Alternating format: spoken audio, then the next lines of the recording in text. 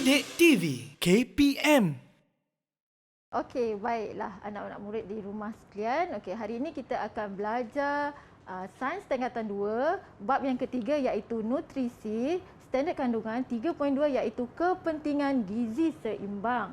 Okey, baik. Kita akan mempelajari standard pembelajaran dahulu iaitu pertama menghuraikan dan berkomunikasi mengenai gizi seimbang. Yang kedua, menganggar nilai kalori yang diambil dalam setiap hidangan dan merancang satu gizi seimbang.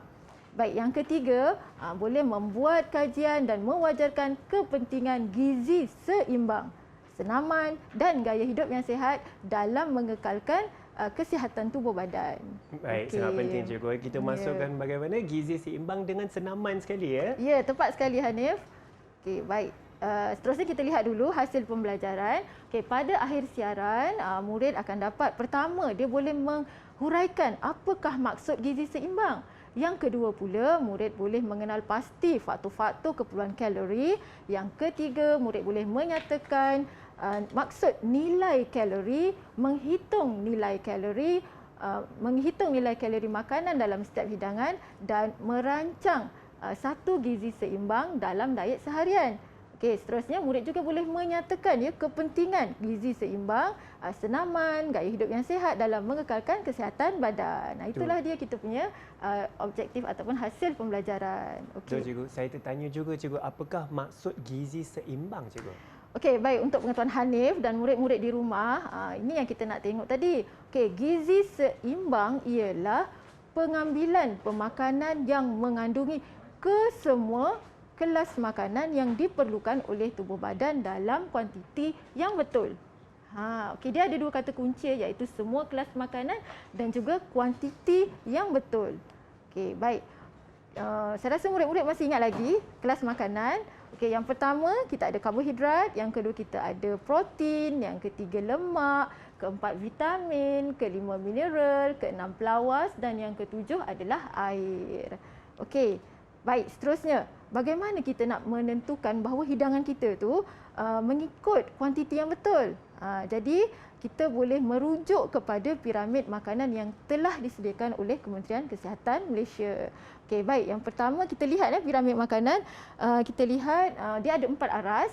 Okey, aras tapak ataupun aras yang paling bawah terdiri daripada kelas makanan karbohidrat di mana kumpulan makanan dia adalah seperti nasi, mi, roti, bijirin dan ubi-ubian. Dan ia perlu diambil sebanyak 4 hingga 8 sajian sehari. Okey, baik. Seterusnya kita lihat aras yang kedua Hanif. Aras yang kedua terdiri daripada vitamin, kelas makanan vitamin dan juga mineral. Okey, sayur-sayuran perlu diambil sebanyak 3 sajian sehari, manakala buah-buahan perlu diambil sebanyak 2 sajian sehari. Okey, boleh faham ya? Boleh. Okey, yang ketiga pula, maafkan saya. Yang ketiga, kita akan lihat daripada kelas makanan protein. Ini pun sangat penting.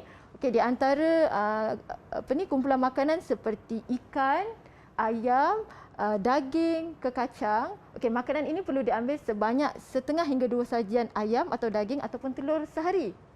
Baik, untuk ikan kita ambil 1 sajian sehari, manakala kekacang kita ambil setengah hingga 1 sajian sahaja sehari.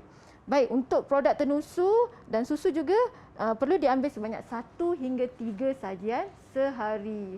Okey, kita lihat aras yang puncak Hanif. Ya, aras yang puncak ni dia makin mengecil, jadi dia perlu diambil dalam jumlah yang sangat sedikit. Okey, contohnya apa tu? Saya nampak juga ada lemak, minyak, gula dan garam. Betul. Makanan-makanan itu perlu diambil dalam kuantiti yang sangat sedikit. Okey, selain daripada menggunakan piramid makanan, Kementerian Kesihatan juga menggalakkan kita menggunakan Pinggan Sihat Malaysia sebagai panduan untuk gizi seimbang. Baik, Pinggan Sihat Malaysia ni sebenarnya Hanif dia menggunakan konsep suku-suku separuh ya. Ini ada contoh pinggan. Suku-suku separuh cikgu. Suku-suku separuh. Apa yang suku tu?